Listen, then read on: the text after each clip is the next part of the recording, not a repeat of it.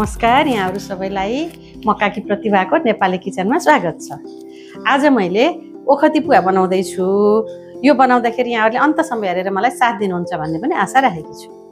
ल ओखती पुवा बनाउनको लागि चाहिने आवश्यक सामग्रीहरुमा फर्स्टमा त अब यो 32 मसला भन्छन्, यसमा 32 थरी मसलाहरु मिलाएर बनाएको हुन्छ रे, त्यसले गर्दाखेरि शरीरलाई एकदमै उपयोगी।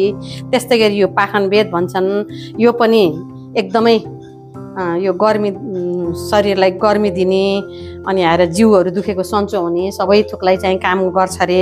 त्यही भएर यो दुई चीज ल्याएको छु। यो एकदमै नभई नहुने चीजहरु। त्यस्तैगरी यो ज्वानो अब कसैलाई कति मन पर्छ त्यो अनुसार राख्ने हो। यो मैले चाहिँ अहिले 25 ग्राम जति मात्रै छ।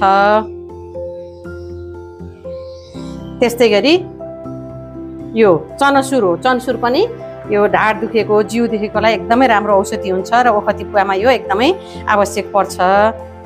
चनसुर यो चाहिँ 50 ग्राम छ। यो सम्फु नेपाली सम्फु हो। यो पनि 50 ग्रामै हो। लगभग यो अलि हलुका हुने भएर धेरै देखिएको मात्रै हो। र यो चाहिँ अलिकति तितो हुन्छ, हुन त औषधि नै हो, तर यो चाहिँ नि अलिकति थोरै राखेछु मैले। यो लगभग यसको हाफ जस्तो छ। र चाहिने त अब बुढी बेसार भन्छन् अनि अर्को कालो बेसार भन्छन्। अब त्यस्तो चाहिँ हामीले किन्न पाइएन कतै पनि खोज्दाखेरि, त्यसले गर्दाखेरि अब यो सधैँ राख्नेवाला बेसार नै राखेछु यो प्रयोग गर्नको लागि। र यसको लागि अब घिउ कति लाग्छ, अब लगभग 1 पाउ लाग्छ होला। यो चाहिँ आधा किलो हो। 1 पाउ जतिले पुग्न पर्छ, थाहा छैन, हेर्दै जाम, बनाएपछि थाहा होला। र यो चामल 1 किलो छ। अब मैले यसलाई पकाउनतिर लागेँ र चामल भुट्नतिर लागेँ है त। अब मैले यो मेथी, यो चनसुर र यो सम्फुलाई यसरी एउटै भाँडामा राखेर राम्रोसँग पहिला पखाल्छु। त्यसपछि यसलाई कुकरमा राखेर उसिन्न बसाल्दिन्छु। अनि त्यसको पाक्दासम्ममा मैले यता चामल भुट्छु है त।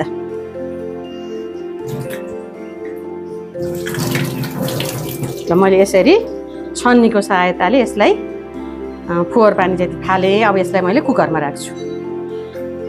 ल यसको लगभग भोर 1 गिलास राखेछु मैले। त्यो उसिन्दाखेरि फेरि अलिकति बढ्छ र अनि सुक्न पनि भएन, पाक्नु पनि पर्यो। त्यही भएर अब म छिटो बन्द गरिदिएँ है त। ल कुकरमा ल अन गरेँ मैले यता। अब यता मैले चामल भुट्छु। ल सिटी लाग्यो। अब मैले ग्यासलाई सानो गराएँ। अब 15 मिनट पकाउँछु, त्यसपछि पाक्छ यो। ल अब हामीले यहाँ चामल भुट्न थालेछौँ। 2 जनाले 2 तिर भुट्न लाग्छौँ है। यो टाइम लाग्छ भनेर यहाँ यता विपनाले भुटिछन्, यता मैले भुटेछु। आज हामी भाइको घरमा हो क्या रे। त्यही भएर आज भाइ बुहारी रमाइलो छ यहाँ।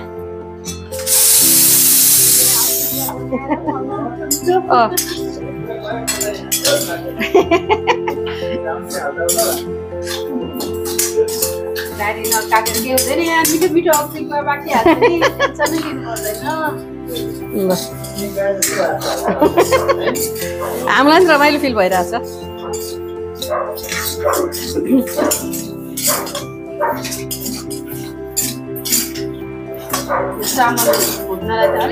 टाइम लाग्छ, एकदमै टाइम लाग्छ। त्यही भएर त 2 जनाले भुट्न लाग्छौँ के अरे।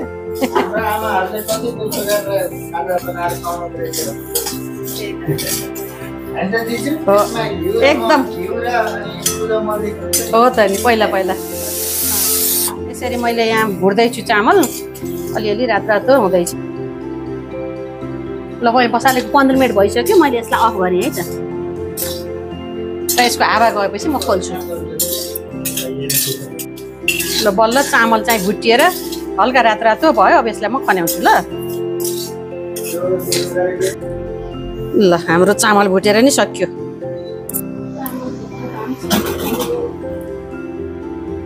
सानो ग्यास गरेर सिटी हानेपछि मैले 15 मिनट पकाएको हो। हावा गइसकेको छ। हेरौँ पाक्यो होला। एकचोटि हेरौँ है त। ए राम्रोसँग भएछ। ल ए फर्स्ट क्लास भएछ।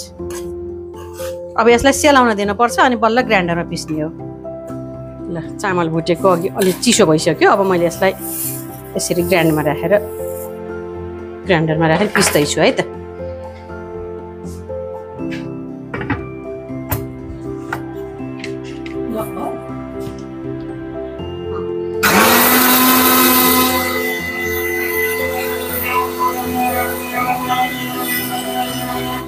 पिसेर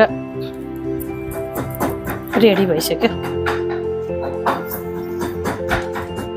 ल यो सम्फू चनासुर र मेथी अघि सेलाउन राखेको सेलाइसकेको छ। अब मैले यसलाई पनि ग्राइन्डरमा राखेर पिस्दैछु। दुईचोटि गर्छु है त्यसलाई, एकैचोटिमा अलि जान्न।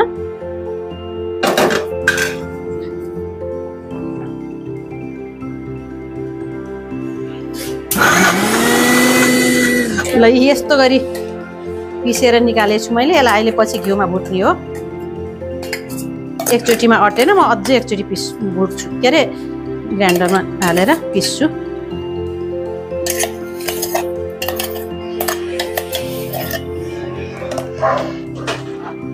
ल मैले प्यान तातिसकेको छ। मैले यसमा घिउ राखेँ। यसमा मैले अघिको उसिनेको सबै त्यो मसलाहरूलाई यसमा पहिला भुट्छु। राम्रोसँग भुटिनुपर्छ। घिउ चाहिँ नि अलि हाल्नुपर्छ, लगभग 5 चम्चा जति छ त्यहाँ। अब यसमा मैले तातेपछि यो राख्छु।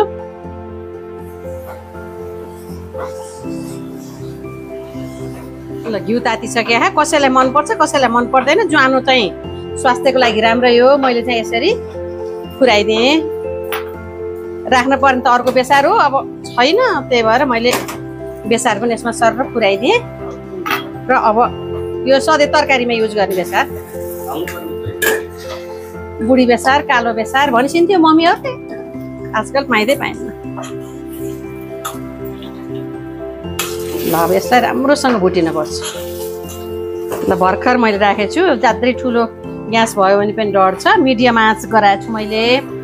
यस्तो राम्रोसँग भुटिनुपर्छ यो।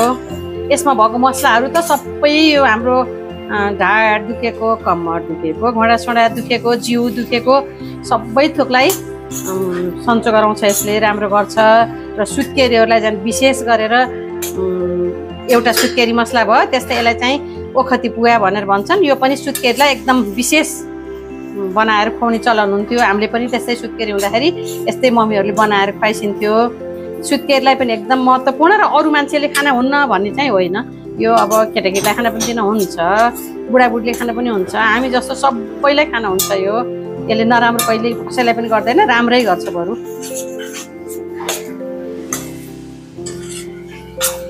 यसलाई डढ्न दिन हुन्न, त्यही भएर सानो मिडियम आँचमा एकछिनमा चलाउँदै पकाउँदै गर्नुपर्छ। यही ओखती पुवा पनि अब सबै ठाउँको एउटै तरिका हुन्न। कसैले कसरी बनाउनुहुन्छ, कसैले कसरी बनाउनुहुन्छ। पुरानो मान्छेहरूले सिकाएरै हो के अरे आजकलकाले जान्ने। ठाउँअनुसार पनि फरक हुन्छ। त्यसले गर्दाखेरि अब मेरो यो अब मम्मीहरूको तरिका भयो, अब अरू अन्य ठाउँमा हो त्यस्तै होला, त्यस्तै हो, खासै फरक पर्दैन। जसरी पनि औषधि मसला बन्ने हो, ठिक छ। यसलाई बेला बेलामा चलाइराख्नुपर्छ। यता सानो राखेको छु ग्यास। अब मैले यतातिर चामलको यो पिठो पनि भुट्छु है त। अब घिउ राखेर घिउ पनि यसमा धेरै चाहिँ राख्नुपर्छ। अब सुत्केरीहरूले हो के अरे खास अब जिउ बान्ने, बलियो गराउने भन्छन्। सुत्केरीहरूलाई त अब घिउ खुवाउने, मोटाउन हाल्ने चाहिँ हो क्या। त्यही भएर घिउ धेरै हाल्नुपर्छ। अरूलाई पनि मिठाई हुन्छ। चिल्लो खाना हुने मान्छेहरूले खाना हुन्छ, राम्रै हुन्छ।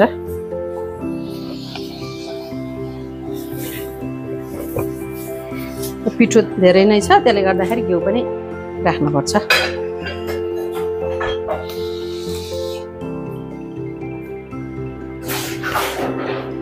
पुऱ्याइयो है।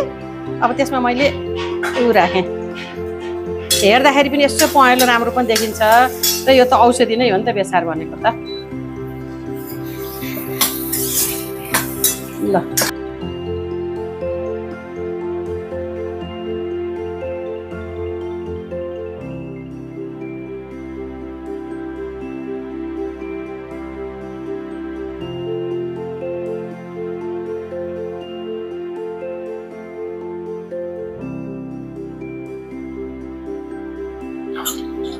मैले सानो हिट गरेर यसलाई चाहिँ नि भुटिराखेको छु। एकछिन चाहिँ यसलाई पनि भुट्नुपर्छ घिउमा।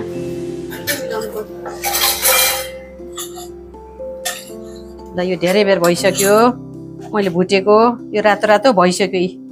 रात भइसक्यो। अब मैले यसलाई ग्यास बन्द गर्छु र बन्द गरिसकेपछि अब यसमा मैले यो मेन मसला पाखनबेद र यसरी यो 50 ग्राम हो र यो 32 मसला, यो 32वटा मसलाहरू मिलेर बनेको भन्ने यो पनि मैले यसमै राखेँ। अब यो मैले ग्यास बन्द गरिसकेर बल्ल मैले यसमा राखेँ है त। यो अब बल्ल मोल्ने हो यसलाई। अनि बल्ल यसमा पछिबाट यो भुट्दै गरेको चामलको खट्टे बनाएर पिसेकोबाट पनि यसमै हालेर अनि मोल्ने हो पछि। अब मैले यसलाई राम्रोसँग मोल्छु। यो 32 मसला र अघिको ग्राइन्डरमा पिसेर भुटेका चिजहरूलाई मोल्न सबभन्दा गाह्रो छ। यो राम्रोसँग यो डल्ला रहनुहुन्न, खाँदा मिठो हुन्न। त्यही भएर मजाले यसलाई मिलाउँदैछु मैले।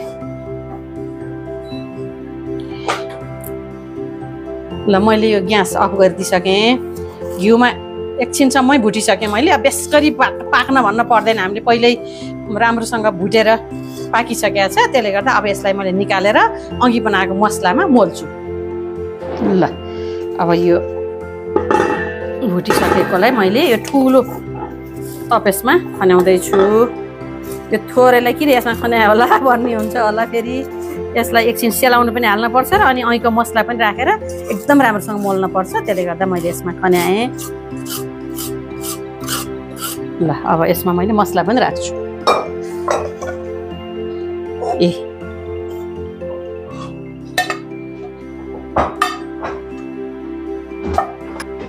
ल यसरी मैले दुईटा मसला र अनि चामल भुटेर बनाएको सातुलाई यसरी मोलिसकेँ। यस्तो हुन्छ। अब यो बढी तातो छ, यसमा अहिले हात राख्न मिल्दैन। यो मसला राम्रोसँग यसमा मिसिएकै छैन। सेलाएपछि मैले यसलाई राम्रोसँग हातले मोल्छु। अब लास्टमा मैले गुलियोको लागि राख्नु त अब चिनी पिसेर राखे पनि हुन्छ, मिश्री पिसेर राखे पनि हुन्छ, सक्कर राखे पनि हुन्छ, मह राखे पनि हुन्छ। मैले आज चाहिँ यसमा मह राख्दैछु। राख्न जे राख्दा पनि हुन्छ, आफूलाई के इच्छा लाग्छ त्यही राख्ने हो। यो जाँदो रहेछ यो। ल यसरी मैले महलाई राख्छु। अब गुलियो चाहिँ आफूले कति खाइन्छ त्यो अनुसार राख्ने हो। अलिअलि गुलियो भएन भने मिठो पनि हुन्न। अब सुत्केरीहरूको लागि हो गएर खास बनाउने, बुढाबुढीलाई सुत्केरीलाई कमर समर दुख्ने, ढाड साड दुख्ने सबैलाई खाना हुन्छ। त्यसले गर्दा आफ्नो आफ्नो इच्छा अनुसार गुलियो राख्ने हो। यसको सट्टा अब सक्कर राखे पनि हुन्छ, चिनी चाहिँ पिसेर राखे पनि हुन्छ। मैले यसको 1 पाउभन्दा लगभग 1 पाउ जति थियो। अब राखेर मोलिसकेपछि अब गुलियो चाखेर अलिकति घटाउन बढाउन सकिन्छ।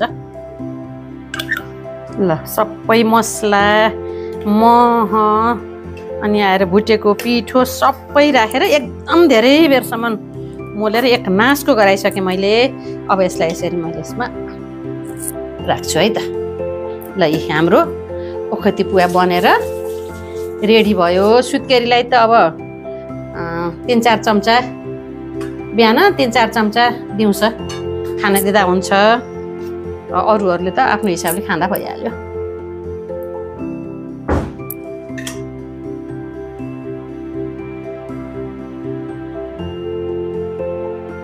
यहाँहरूलाई आजको भिडियो कस्तो लाग्यो? यदि मन पर्यो भने लाइक, सेयर, कमेन्ट गर्नुहोला।